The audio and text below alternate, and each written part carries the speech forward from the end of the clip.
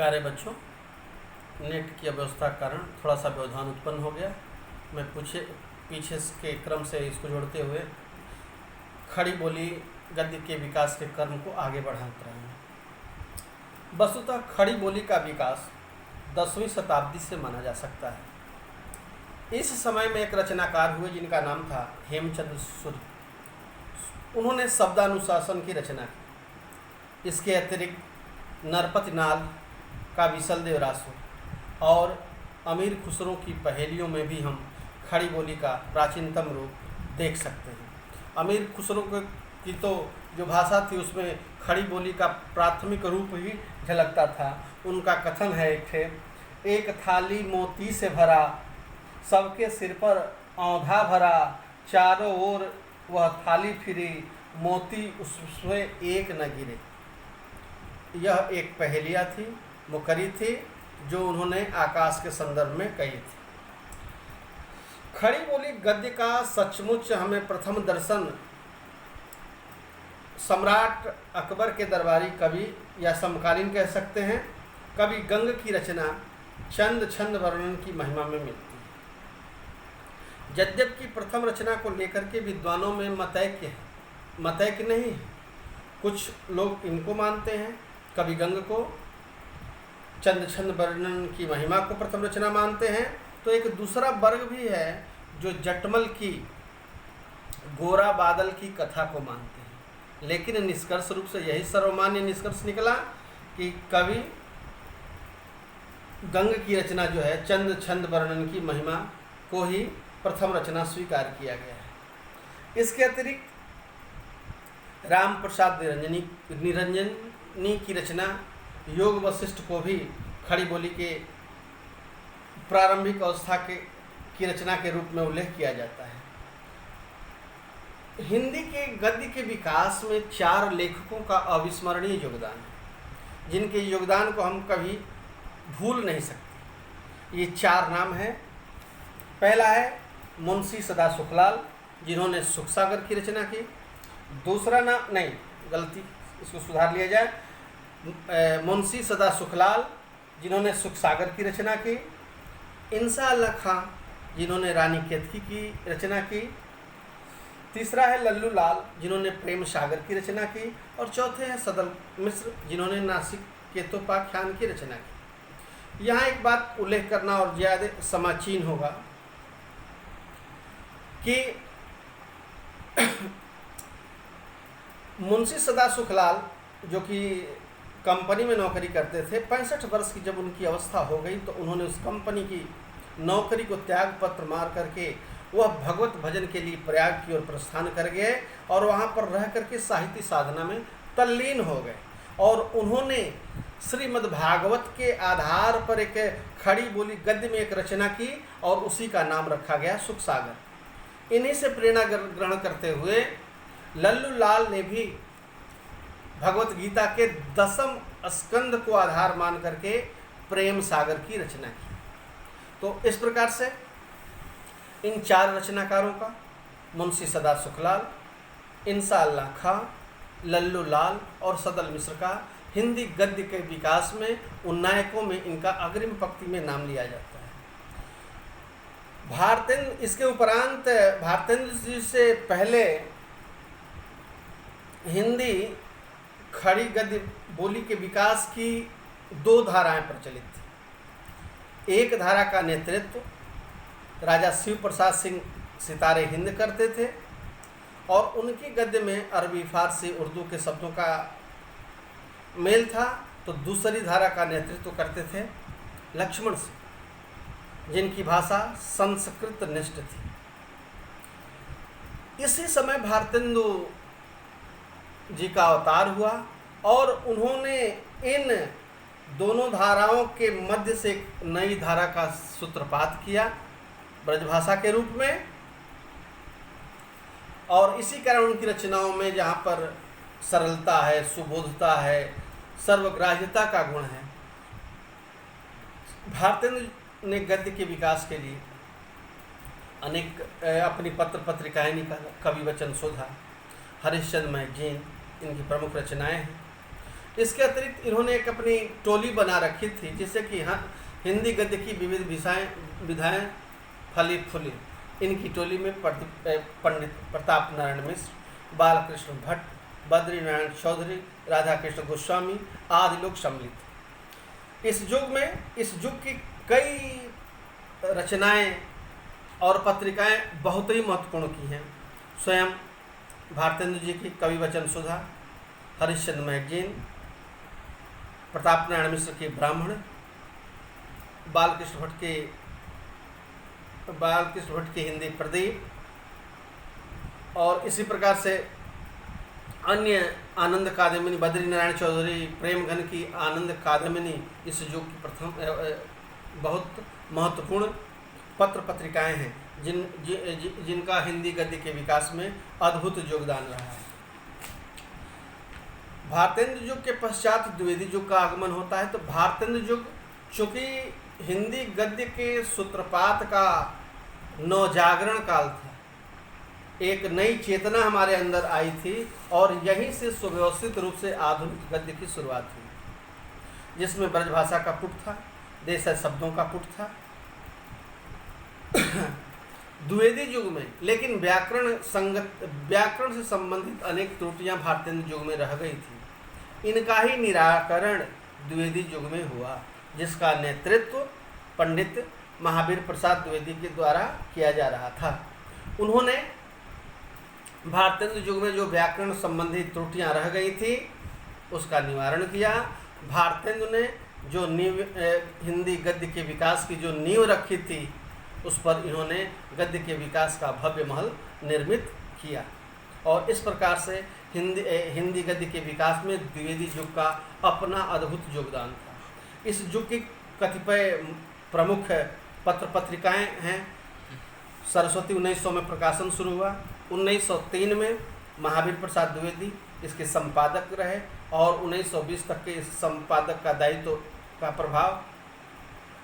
भार इन्होंने निर्वहन किया। इसके अतिरिक्त इस युग की और पत्रिकाएं हैं, जिसमें प्रभा है, समालोचना है, माधुरी है। इस युग के जो रचनाकार थे उनमें पंडित बाल मुकुंद गुप्त, माधव प्रसाद मिश्र, पंडित पद्म सिंह शर्मा, अध्यापक पूर्ण सिंह, प्रेमचंद, चतुर्सेन आदि नाम बड़े ही सम्मान के साथ लिए जा सकते हैं। इस प्रकार से गद्य का विकास द्विवेदी युग में हुआ। गद्य के इस युग के पश्चात छायावाद युग का हम परिकल्पना करते हैं और सामान्य रूप से 1919 से लेकर के 1936 के मध्य का जो काल होता है उसको हम छायावाद के नाम से जानते हैं। इस युग में आते आते कई परिस्थितियों में परिवर्तन हुआ। एक तो 1919 में जालियांवाला बाग हत्याकांड हुआ। दूसरा 1935 में भगत सिंह को फांसी दे 31 में भगत सिंह को फांसी दे गई, जिससे लोगों के मन में उबाल उत्पन्न हो गया और राष्ट्रीय भावना उत्पन्न हो गई और यही राष्ट्रीय भावना इस युग के कवियों के काव्य में देखने को मिलती है। जयशंकर प्रसाद इस युग के सिद्धस्थ रचनाकार हैं। अन्य रचनाकारों में हम वियोगी हरि, रघुवीर सिंह, माखनलाल चतुर्वेदी, महादेव वर्मा, सुमित्रानंदन पंत, निराला का नाम बड़े सम्मान के साथ लिया जाता है। इसके पश्चात छायावाद के पश्चात प्रगतिवाद का उद्गम हुआ, जिसमें शोषकों के प्रति सहानुभूति का भाव व्यक्त किया गया, मार्क्सवाद को उसका आदर्श माना गया और इस युग के रचनाकारों में रामधारी सिंह दिनकर का नाम बड़े सम्मान के साथ लिया जाता है। इसके बाद से जो युग आता है वह होता है प्रयोगवाद। 1951 के आसपास एक नया काव्य आंदोलन की शुरुआत हुई। 1943 के आसपास, इसको संशोधित कर लिया जाए, 1943 के आसपास एक नव्य काव्य आंदोलन का शुरुआत हुआ, जिसको साहित्य के क्षेत्र में प्रयोगवाद का नाम दिया गया। इस युग के 7 कवियों के समूह ने एक सप्तक के माध्यम से साहित्य की गद्य की विकास का मार्ग प्रशस्त किया। इस युग के कवियों में सच्चिदानंद, हीरानंद, बादशाहन, अज्ञेय, मुक्तिबोध का नाम बड़े सम्मान के साथ लिया जाता है। और इसके उपरांत आज नई कविता नई कविता तथा गद्य की अनेक और विधाएं विकसित होती जा रही हैं। छायावादोत्तर युग का हिंदी गद्य साहित्य यथार्थ चित्रण, सांस्कृतिक चेतना, मानव जीवन की आंतरिक एवं सामाजिक व्यवस्था के चित्रण आदि विशेषताओं से युक्त है। इस प्रकार से आधुनिक युग तक आते आते हिंदी गद्य अपने आप को एक हिंदी गद्य समृद्ध हो चला है और आज हिंदी गद्य की अनेक विधाएं उत्पन्न हुई हैं जो हिंदी गद्य साहित्य को समृद्ध कर रही हैं। हिंदी गद्य की प्रमुख विधाओं को हम दो वर्गों में भाग सकते हैं। एक को हम कहते हैं कि हिंदी गद्य की प्रमुख विधाएं और दूसरे को हम कहते हैं हिंदी गद्य की गौण विधाएं। मुख्य विधाएं के अंतर्गत हम हिंदी के नाटकों को लेते हैं और हिंदी के नाटककारों में भारतेंदु हरिश्चंद्र का नाम सबसे ऊपर लिया जाता है। इसके अलावा जयशंकर प्रसाद के नाटक हैं जो ऐतिहासिक नाटक हैं। इस युग के नाटक और नाटककारों में लक्ष्मी नारायण मिश्र, उदय शंकर भट्ट, सेठ गोविंद दास, डॉक्टर राम कुमार वर्मा का नाम बड़े सम्मान के साथ लिया जा सकता है। दूसरी प्रमुख विधा में उपन्यास है। प्रेमचंद तो उपन्यास सम्राट ही माने जाते हैं और इसके अतिरिक्त प्रेमचंद के अतिरिक्त जैनेन्द्र, इलाचंद जोशी, यशपाल, सच्चिदानंद हीरानंद वात्स्यायन, धर्मवीर भारती, शिव प्रसाद सिंह, फणीश्वर नाथ ऋण, अमृतलाल नागर प्रमुख उपन्यासकार हैं। कहानी एक लघु गद्य रचना होती है जिसमें मार्मिकता का चित्रण देखने को मिलता है। हिंदी कहानी आज बहुत समृद्ध है और हिंदी कहानी के क्षेत्र में प्रेमचंद्र का नाम अद्वितीय है। कफन, खुश की रात इनकी प्रमुख कहानियां हैं। इसके अतिरिक्त अन्य कहानीकारों में हम जैनेन्द्र, इलाचंद जोशी, अज्ञेय, उपेंद्र नाथ अश्व, जसपाल, कमलेश्वर, राजेंद्र यादव, शिवानी, फणीश्वर नाथ रेणु, धर्मवीर भारती, मनु भंडारी का नाम बड़े सम्मान के साथ लेते हैं। तीसरी मुख्य जो गद्य की विधा है उसमें आलोचना है। यह एक गंभीर चिंतन, जिसके लिए एक गंभीर चिंतन की आवश्यकता होती है। बद्रीनाथ चौधरी प्रेमघन, बाल मुकुंद गुप्त, लाला श्रीनिवास द्वारा रचित संयोगिता स्वयंवर आदि में हमें आलोचना के प्राथमिक रूप के दर्शन होते हैं।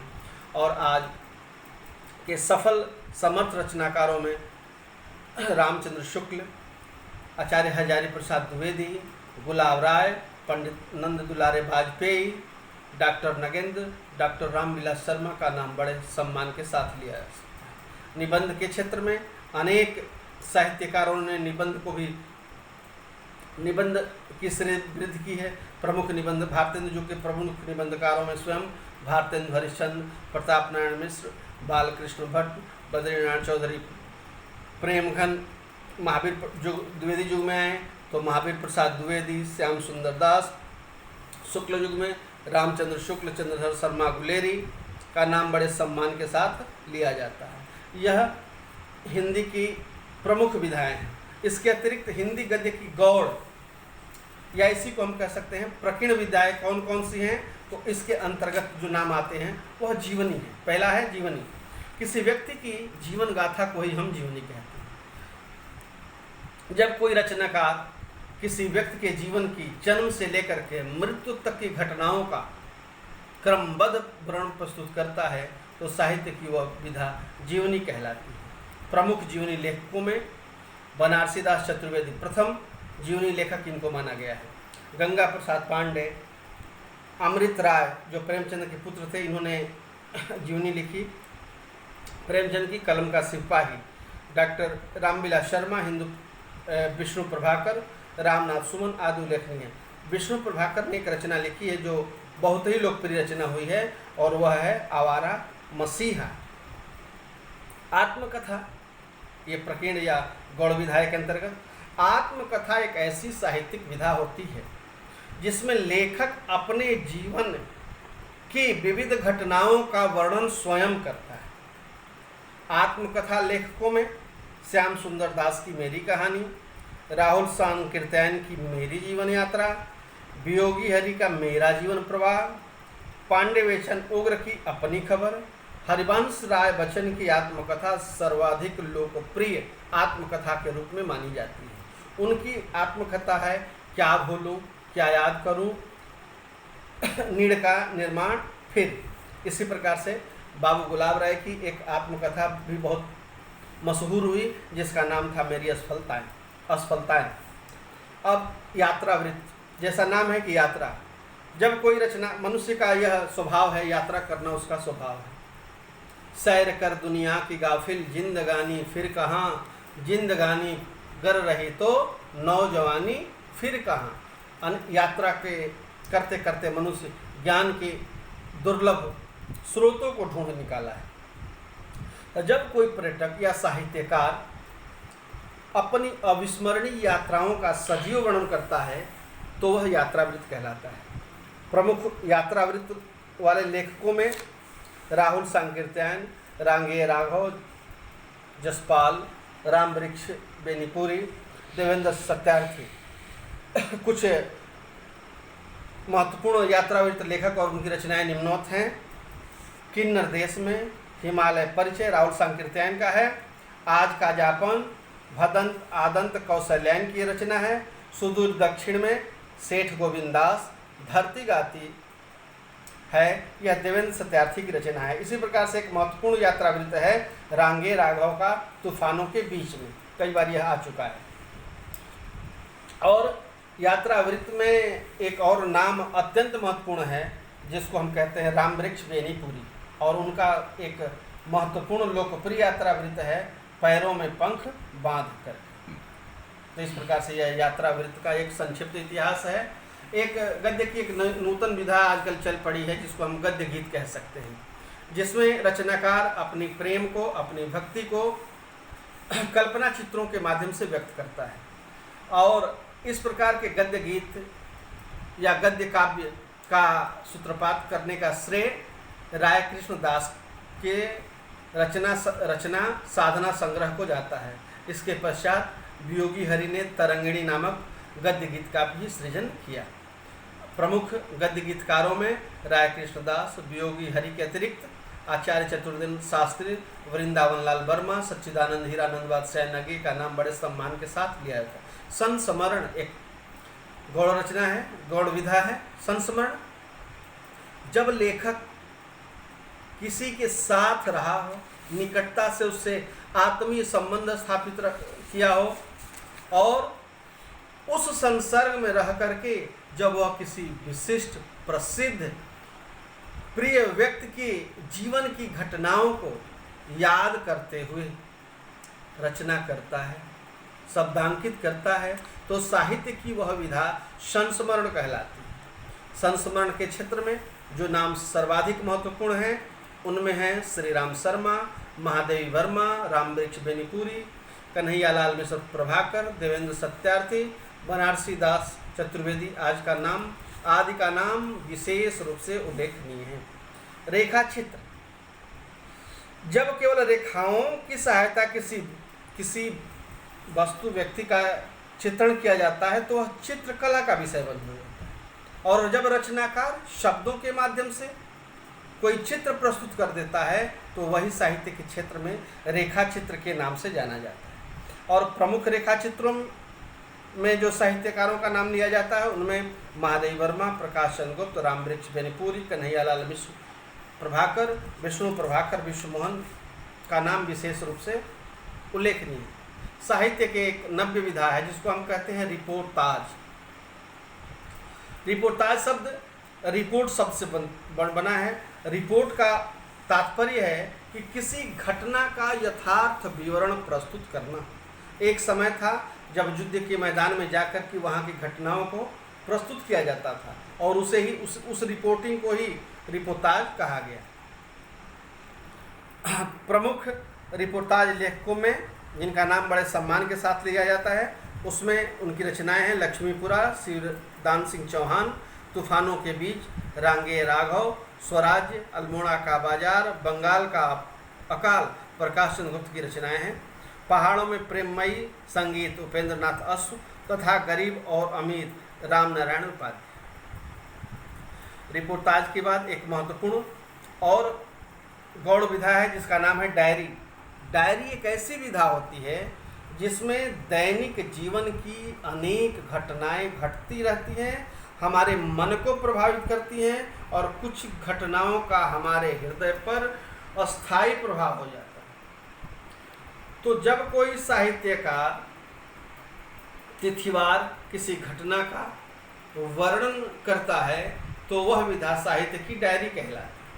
इस संदर्भ में डॉक्टर धीरेन्द्र वर्मा की रचना मेरी कॉलेज डायरी और सुंदरलाल त्रिपाठी द्वारा लिखित दैनंदिनी जैसी कुछ गिनी चुनी ही रचनाएं उपलब्ध हैं जिन्हें हम डायरी विधा के अंतर्गत रख सकते हैं। इसी कड़ी में अगली विधा है जिसका नाम भेंट वार्ता। जैसा नाम से ही स्पष्ट है, भेंट वार्ता, किसी से भेंट हुआ हो और उसे वार्ता की गई।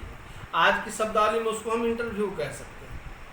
इस साहित्य की इस विधा के अंतर्गत कोई रचनाकार, कोई साहित्यकार, कोई व्यक्ति किसी व्यक्ति से प्रश्न पूछता है और उनके प्रश्नों का उत्तर जानता है और उसको वह जब साहित्य के रूप प्रश्नोत्तर के रूप में जब वह साहित्य के रूप में पाठकों के सम्मुख प्रस्तुत करता है तो साहित्य की यही विधा भेंट वार्ता कहलाती है। अब पत्र साहित्य एक विधा की भी चर्चा कर लेना यहाँ समीचीन होगा कि प्रायः हम अपने किसी मित्र से परिचित, अपरिचित, अल्प परिचित व्यक्ति से संबंध हम पत्रों के माध्यम से ही स्थापित करते हैं और उससे उत्तर की अपेक्षा रखते हैं। इन पत्रों में कभी कोई व्यक्तिगत सूचना होती है, किसी जिज्ञासा का समाधान होता है अथवा हमारी शंकाओं से संबंधित प्रश्न होते हैं। इन्हें ही पत्र साहित्य कहा जाता है। छायावादी युग में रामकृष्ण आश्रम देहरादून से विवेकानंद पत्रावली का प्रकाशन किया गया था। इस प्रकार हम कह सकते हैं कि जीवन में दिन प्रतिदिन गद्य का महत्व बढ़ता जा रहा है, चाहे किसी भी क्षेत्र हो, विज्ञान के क्षेत्र में हो, चाहे साहित्य के क्षेत्र में हो, चाहे किसी भी क्षेत्र में हो। आज गद्य अपना पांव पसारता फैलाया जा रहा है, पैर पसारता जा रहा है और अनेक रहस्यों को उद्घाटित करता जा रहा है और इस प्रकार हम कह सकते हैं कि हिंदी गद्य का विकास आज चरमोत्कर्ष पर पहुंच चुका है। इसी के साथ हिंदी गद्य साहित्य का संक्षिप्त इतिहास समाप्त हुआ। आपने इसको बहुत ध्यान से सुना होगा। इसके लिए आपको बहुत बहुत धन्यवाद। अपना ध्यान रखिए, घर पर रहिए, सुरक्षित रहिए। धन्यवाद।